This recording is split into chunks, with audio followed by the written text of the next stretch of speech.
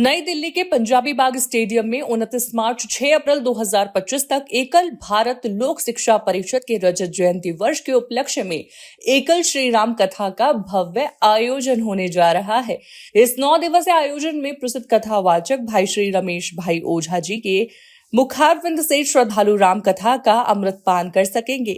इस कार्यक्रम में देश भर से अनेक संत, प्रतिष्ठित राजनीतिक और समाज के गणमान्य लोग शामिल होंगे। इस आयोजन की जानकारी बुधवार को आयोजित प्रेस कॉन्फ्रेंस में दी गई, जिसमें भारत लोक शिक्षा परिषद के ट्रस्टी एवं मुख्य संयोजक सुभाष अग्रवाल, ट्रस्टी विनीत कुमार गुप्ता लोहिया, नरेश कुमार, राष्ट्रीय चेयरमैन एवं कथा संयोजक नीरज रायजादा, राष्ट्रीय प्रधान अखिल गुप्ता, उप प्रधान संजीव टेकरीवाल, राष्ट्रीय महामंत्री एवं सह संयोजक राजीव अग्रवाल, संयुक्त महामंत्री सुनील गुप्ता, कोषाध्यक्ष विजय गुप्ता, ब्रजमोहन अग्रवाल, राजेश गुप्ता, रमेश कानौरिया, दीप कुमार, मुक्तानंद सहित अन्य गणमान्य उपस्थित रहे। राम कथा के दौरान 108 गांव के ब्राह्मणों द्वारा प्रतिदिन सहस्त्र चंडी महायज्ञ, पूजा पाठ और हवन जैसे वैदिक कार्यक्रम आयोजित होंगे।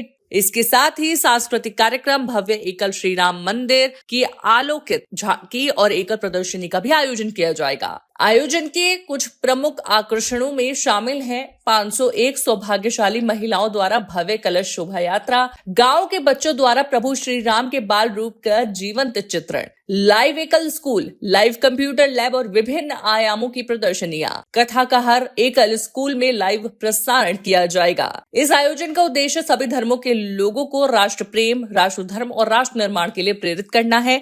राम कथा के माध्यम से प्रतिदिन 5000 से अधिक श्रद्धालु प्रत्यक्ष रूप से कथा सुनेंगे, जबकि लाखों लोग इसे टीवी चैनलों के माध्यम से देखेंगे। एकल भारत लोक शिक्षा परिषद ग्रामीण और वनवासी क्षेत्रों के बच्चों को शिक्षित, स्वस्थ और स्वावलंबी बनाने के लिए समर्पित है। वर्ष 1978 में झारखंड के 60 विद्यालयों से शुरू हुआ यह अभियान आज लगभग 1 लाख विद्यालयों तक पहुंच चुका है, जिसमें लगभग 30 लाख बच्चे शिक्षा प्राप्त कर रहे हैं। 2017 में गांधी शांति पुरस्कार से सम्मानित एकल अभियान समाज के सहयोग से संचालित होता है और एक गांव, एक शिक्षक, एक विद्यालय के सिद्धांत पर कार्यरत है। यह आयोजन राष्ट्र निर्माण की दिशा में एक मील का पत्थर साबित होगा। ये एकल की राम कथा, राम भगवान जो है जब तक अपने घर पे थे अयोध्या में, तब तक श्री राम थे। जब वो वन में गए तो मर्यादा पुरुषोत्तम राम हो गए। एकल भी यही है। एकल हम वनों में काम करने वाले, तो संस्था का नाम ही एकल है। एकल में आप क्या देखते हो, पहले सब प्रथम आप समझो। एकल को समझने की जरूरत है। एकल एक ऐसा ऑर्गेनाइजेशन है जो सिर्फ गांव के बच्चों को पढ़ाता नहीं है। एक गांव में अगर जाता है तो पूरा गांव पढ़ लेता है। आप इस बात का अभियान मुझे समझ के चलना चाहिए कि जब हमारे स्वास्थ्य मंत्री जब कोरोना काल आया तो उसमें उन्होंने क्या कहा, उन्होंने यही कहा ना कि भाई 3 लाख गाँव को एकल ने क्वारंटीन कर रखा है। तो ये एक शक्ति है और इस शक्ति के अनुसार आज जिस तरह से आप लोग यहाँ पर एकत्रित हुए हो, अब इसका जिस तरह से प्रचार नहीं था, अब हम लोगों ने अभी ये सोचा कि इसका प्रचार करें। हमारे यशस्वी प्रधानमंत्री ने भी कहा जब उस दिन 16 तारीख को कि भाई 70,000 विद्यालय चल रहे हैं, शायद उनके नॉलेज में अभी 1 लाख विद्यालय चल रहे हैं। तो हम ये यशस्वी प्रधानमंत्री ने क्यों कहा, आज हमारे को वो जो चाहे सो फंड दे सकते हैं, लेकिन नहीं, हम बिना सरकारी सहयोग के हम लोगों से चंदा इकट्ठा करके ये स्कूल चलाते हैं और एक स्कूल पूरे साल में मात्र 30,000 रुपए में चलता है। हमारे भारतवर्ष में कोई भी कार्य होता है, कोई भी शुभ कार्य होता है, तो बिना महिलाओं के तो वो संभव ही नहीं है। और ये तो बहुत ही बड़ा राम कथा का आयोजन हो रहा है। तो इसमें जो है राम कथा का शुभारंभ होता है कलश यात्रा से। तो कलश यात्रा ये महिलाओं बहनों के द्वारा ही हो रही है और जो कथा में जो कलश स्तंभ शुरुआत की जाएगी वो भी बहनें सारे अपने जो है सब श्रृंगार करके आएंगी। कल हम लोगों ने इसके उपलक्ष्य में मेहंदी का एक कार्यक्रम रखा है यहीं पे, तो सब बहनें कलश की तैयारी करेंगी, यहीं पे मेहंदी लगेंगे।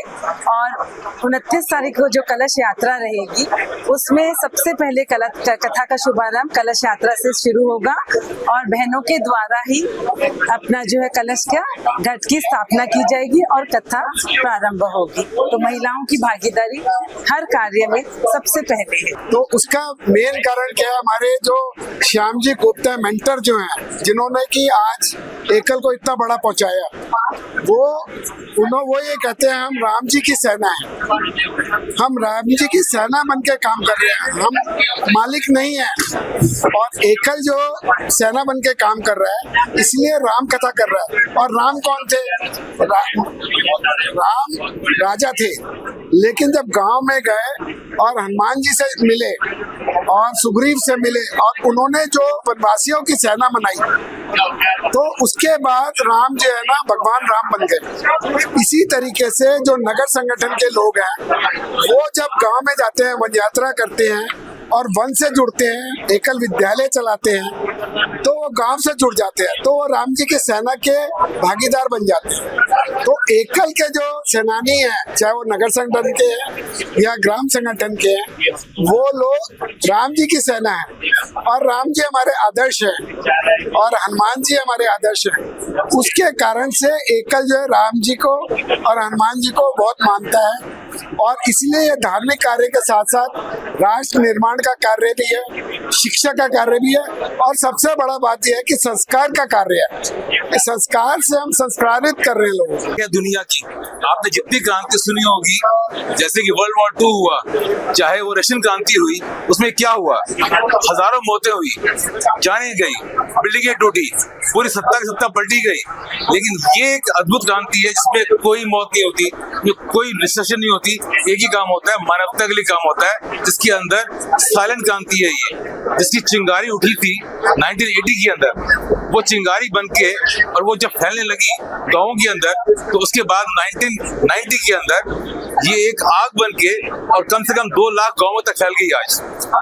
और आगे आगे फ्यूचर के अंदर ये ज्वालामुखी बन के पूरी दुनिया में फैलेगी, क्योंकि दुनिया को एकल का जो सिस्टम है उसकी जरूरत है आगे बढ़ने के लिए। जितने भी अफ्रीकन कंट्रीज हैं, डेवलपिंग कंट्रीज हैं, वो एक दिन एकल को ही अडॉप्ट करेंगी। आगे बढ़ने का यही जरिया है आज की दुनिया में। धन्यवाद। एकल राम कथा में जो इसलिए है कि चूंकि हमारा काम ग्रामीण और वनवासी क्षेत्रों में, वनवासी क्षेत्रों में चूंकि हमेशा जो राम कथा का आयोजन, जैसे हमारे फ्रेंड ने बताया कि राम कथा क्योंकि राम जी से जुड़ी हुई है और वो भगवान राम तभी बने जब वो वन को गए। तो हमारा एकल अभियान के अंदर भी जो हमारे नगर संगठन के लोग हैं वो हर महीने वन यात्रा करते हैं।